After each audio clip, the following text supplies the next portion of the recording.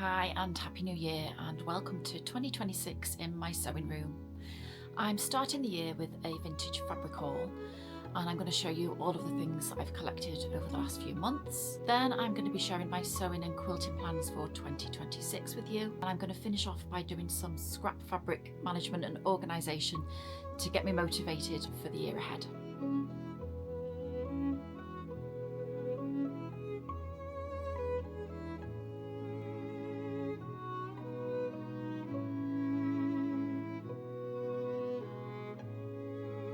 So let's start with the fabric haul first of all. Now these pieces are mainly vintage, as far as I can tell from the design. There are some newer pieces in here, but they're still second-hand, because this channel is all about salvaging pre-loved fabrics from the charity shops and ultimately the landfill. Now I've had this pillowcase for quite a long time, but the reason I'm showing it to you is because I've managed to find a matching item which gives me many more roses, which I'm really thrilled about. So here it is. This is a fitted sheet and I'm absolutely thrilled to have this because I absolutely love these roses. I think they're so pretty and I wanted more of them, and that's why I had never cut up the pillowcase. But now I've got lots more and I think they would be perfect for a bit of fussy cutting, for some broderie purse. And this is by a brand called West Point Stevens, I think. Now I've looked it up and I believe it's an American brand, no longer in operation, I don't think.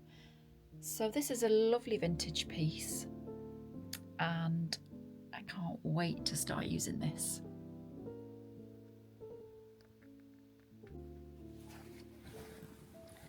Next item. Now this is a Dorme duvet set and this is the Country Diary collection. And I did own this previously, but I sold it on my Etsy shop and I actually really regretted it because it's so gorgeous.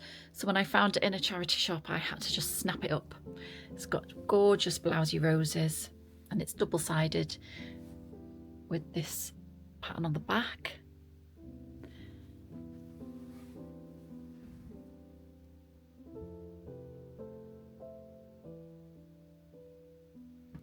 And I'm going to show you the other side because it's so beautiful.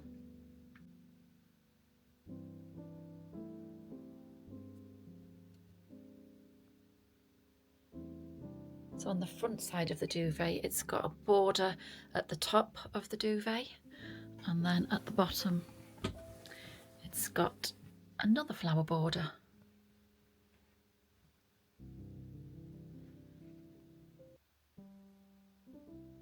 And with the blue cornflowers, I think this will look absolutely beautiful in a quilt with some blue fabric. And I've got a few different shades, so this is definitely going to be part of my 2026 plans.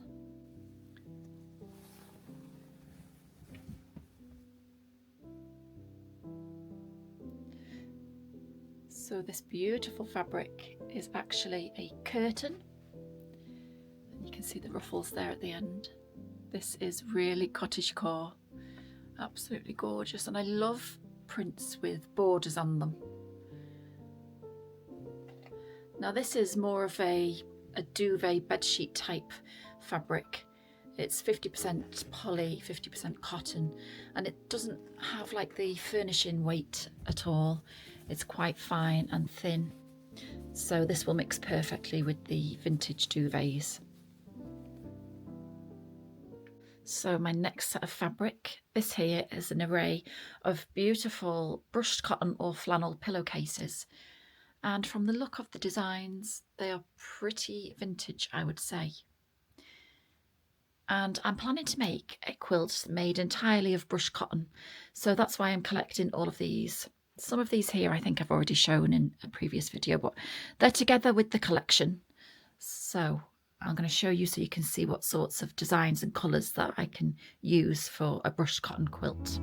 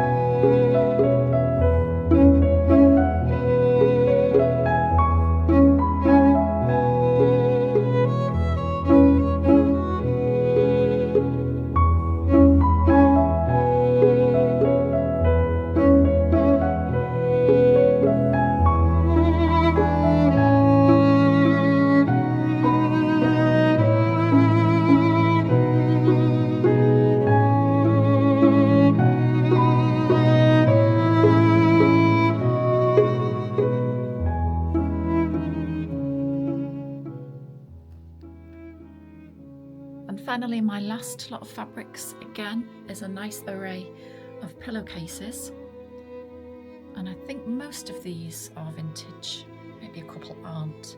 We've got some embroidered as well. But I love collecting these because I can buy them at a really low cost and they provide a lot of fabric. I think each pillowcase gives more or less 2.5 to 3 fat quarters. So let me show you these.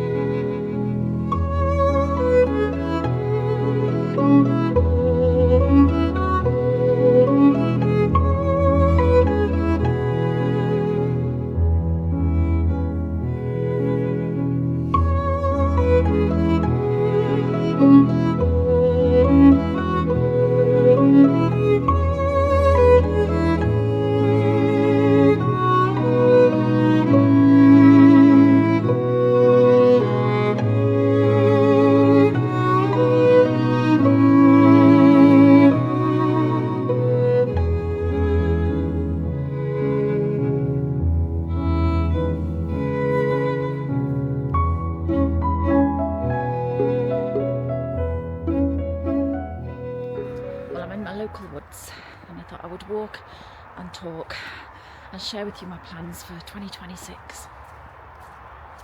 So I don't have very set or fixed plans for this year, more a kind of rough idea of what I want to achieve.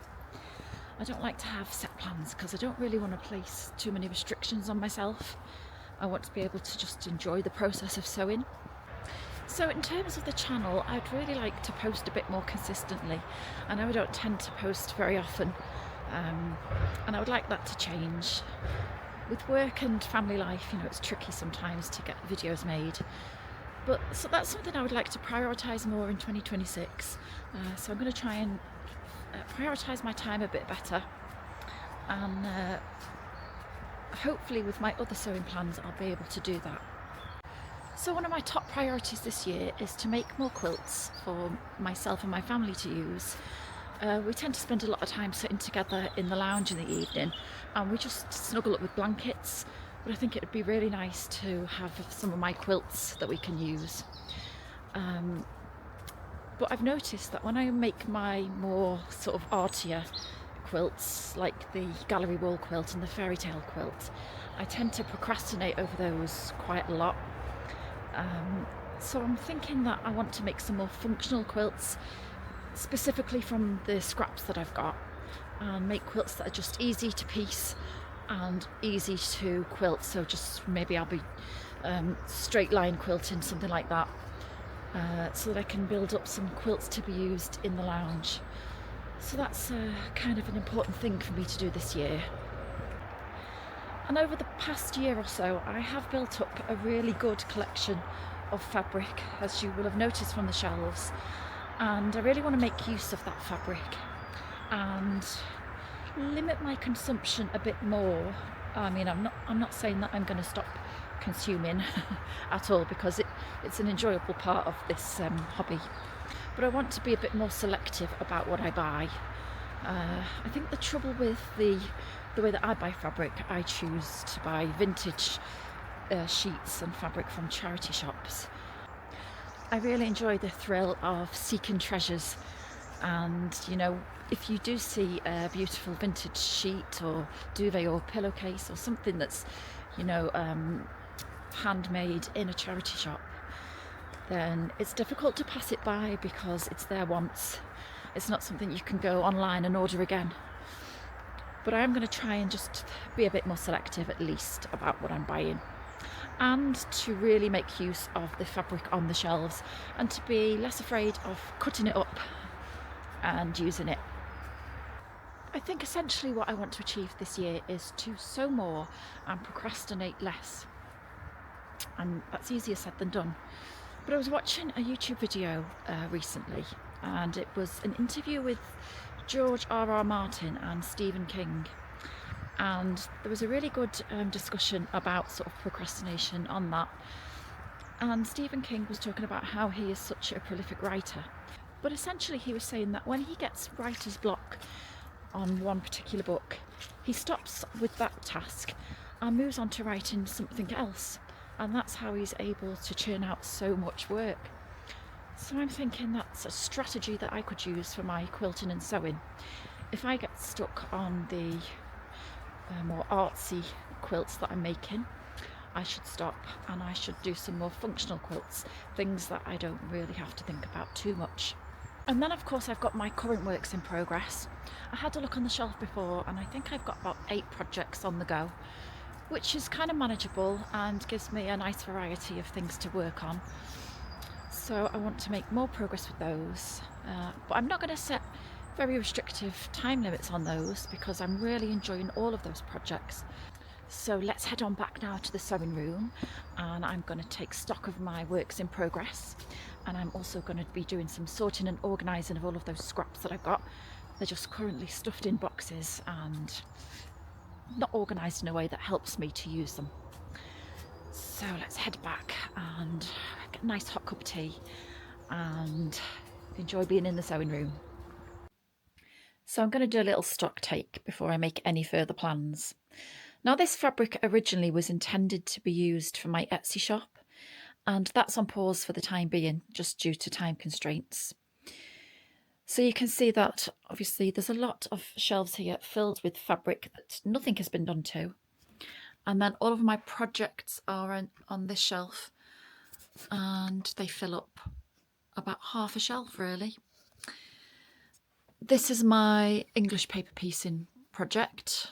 So that's 1, 2, 3, 4, 5, 6, 7. Plus I've got this one in progress right now, so that's 8. And now 8 projects on the go, I suppose is quite a lot. I've got 3 large quilts and then some smaller projects, and some of them are embroidery. So that's sort of manageable, but I want to get into this habit of just making more so that it helps me overcome procrastination and sort of helps me form this muscle memory where I can just create and I don't really have to worry. I don't have to have this particular design. I can just sew things together just for the fun of it. So I think the first thing that I'm going to tackle is this crazy scrap situation. I've got all of my scraps in these boxes, and this is not organised at all. And especially when I made this quilt, it was really difficult to try and find the pieces that I wanted and to visualise them.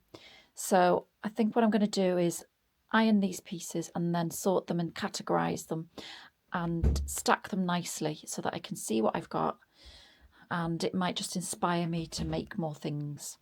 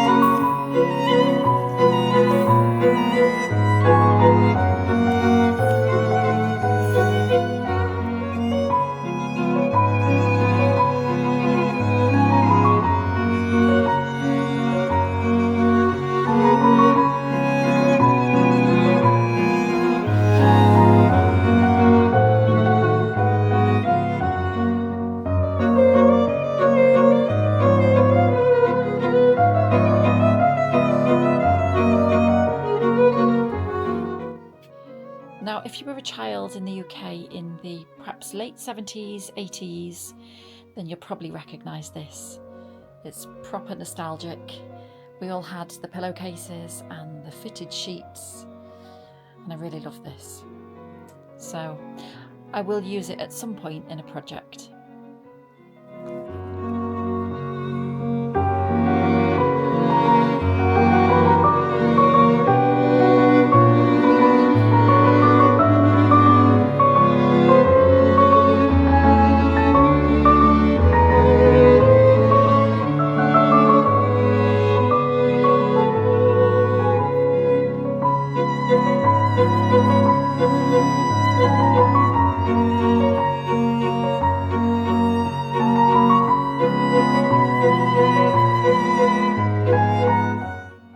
Well, that's much better.